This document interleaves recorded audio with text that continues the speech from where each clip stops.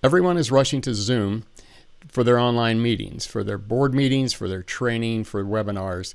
In this video, I'm going to show you how to use Zoom for what it was made for, which is face-to-face meetings, and also how to adapt it for training purposes, more of a webinar style approach. So let's get started.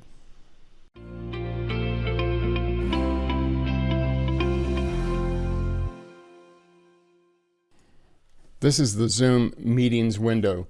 Your tools are across the bottom of the screen. You'll normally have the chat and manage participant windows open. Click chat to open the group chat on the right, and then you can have one or both of these open. Here's manage participants. If you click on both of them, participants will be at the top half of your screen and the chat window will be at the bottom. Let's go over the toolbar from left to right. The far left is your microphone control. It has a green audio level meter built in that can give you a quick indication if you are actually broadcasting sound. Click it once to mute, click it again to unmute. Click the up arrow that's next to it to see a list of microphones that are connected to your system. You won't have nearly as many as I do, but you can choose. Normally it will be the same as system, perhaps an integrated microphone if you're using a laptop, or if you have a webcam, you may see something like this, and this would be the audio microphone that you would choose if you were using a plug-in USB webcam. Notice also that you have a quick test for your speaker and microphone here.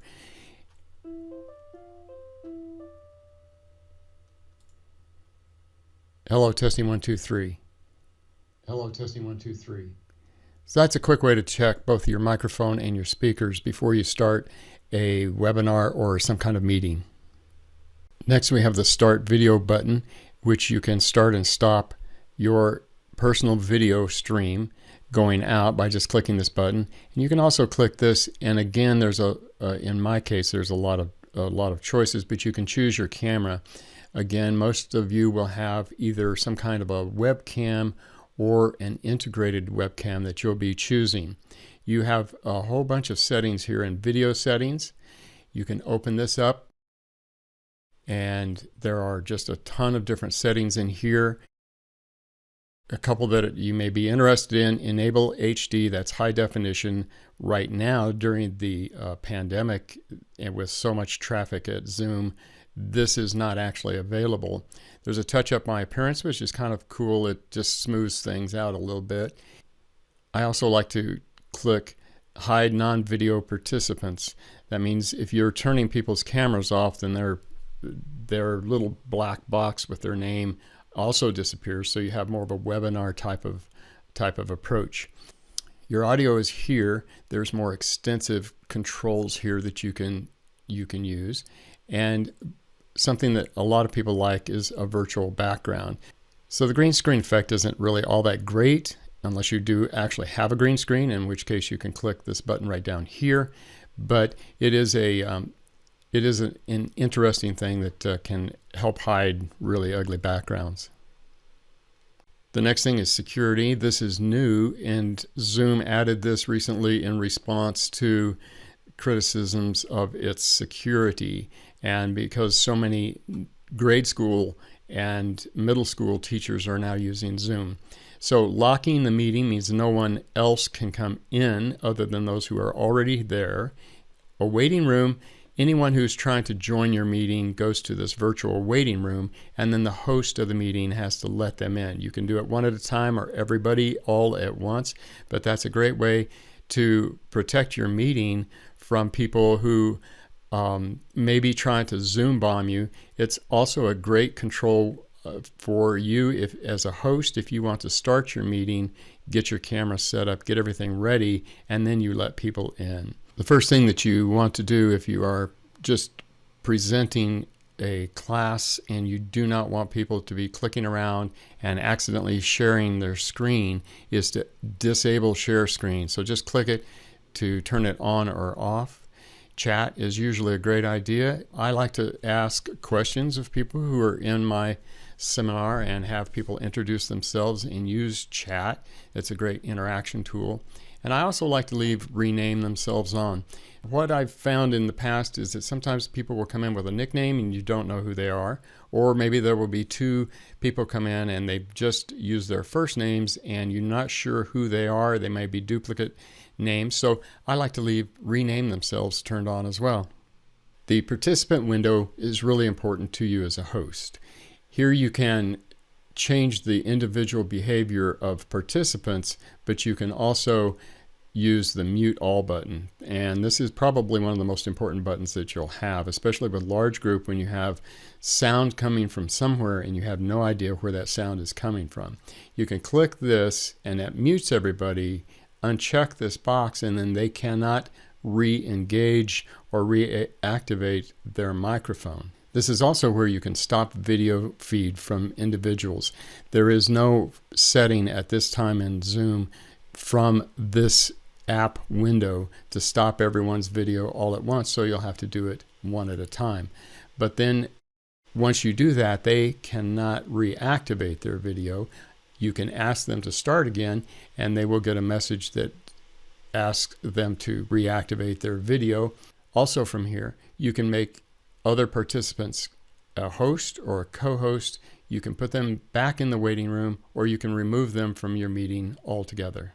Another way to accomplish the same thing is to use this menu here. Click it here and you can mute participants on entry and you get the same dialogue, or you can just uncheck it here. I think this set of feedback controls is fun. Although it's not shown by default, you have to go find these in settings. This is called nonverbal feedback. And as you can see up here in Sarah, she has sent a check mark. She can raise her hand. She can respond no. There's the hand there. Or say that maybe she needs a break, or clap, do a thumbs up or a thumbs down. And people who are listening in on your presentation can give you feedback. You can ask questions and ask them to give you feedback. These controls are not available on mobile devices. So again, some of the functionality of Zoom is not available on all different kinds of devices and not for those who are joining you via a browser. So the best bet is always to have everybody who possibly can join you by using the Zoom app. Okay, we're back and we have new guests. We have Cranky Appa and Batman and Robin, so I'm renaming Batman and Robin. So we have the correct names up here. We have a moving background behind me in the green screen, which is kind of irritating, so I think I'm going to choose a different virtual background, and I think I'll just turn it off. All right, we're back in the office, and what I want to show you is that this is called the gallery view. You switch between speaker view and gallery view up here. And as I'm speaking, this yellow border around my video feed shows up so that it's kind of an indication of who's talking. But if you have a guest speaker and a whole bunch of people in the room and you want to focus or make the speaker's video the prime real estate on the screen, if you want to highlight them, once there's more than 3 people, you can right click and select Spotlight Video. Now this is different than pin video. Any participant can pin whatever video they want to make it the large video on their screen. But when you as a host spotlight the video, you create that large screen for everyone who's participating in your meeting. Chat is a great way to foster some interaction between the speaker or panelists and the room, asking perhaps people to type in their name and their organization or where they're joining the meeting from. By default, everybody gets to talk to everybody. That means sending private messages to a particular person as well as sending to the group. But you can choose the options of who gets to chat with whom over here, clicking this menu button. One of the all-time great features of Zoom is its ability to let participants share their screen. Click this green button and a dialog box comes up with all of the windows that are open on your computer, including the full screen. Here's my, I happen to have an ultra wide monitor, so this is an entire screen. And here are different apps that are open at the time. There's also an option for connecting an iPhone or an iPad and showing the screen that is on that device and sharing that with the group. You can also choose between these advanced options, including the portion of the screen or a second camera, and you can also choose files that are in the cloud. So if I go back here, I'll choose a browser window that happens to have Zoom, and you'll see that we now have a floating toolbar up here. Now, once you've opened a share, you may want to prohibit others from annotating on it. If they start clicking around, you may not want them to be able to do that. So you can go over here under More, and you can disable participants annotation. You can also do it here, allow participants, and uncheck this. There's also an option for multiple people to share at the same time. However, you kind of need to have a setup with multiple monitors to do that correctly. The annotation tools are right here. Once you click that, it opens another floating toolbar, and you can say select an area to write some text or comments. You can select draw, select a couple of different lengths or widths rather of lines, and circle things, stamp things, use arrows to point things out. Using annotation, all participants can comment, and you can save these drawings as well as clear them and completely start over.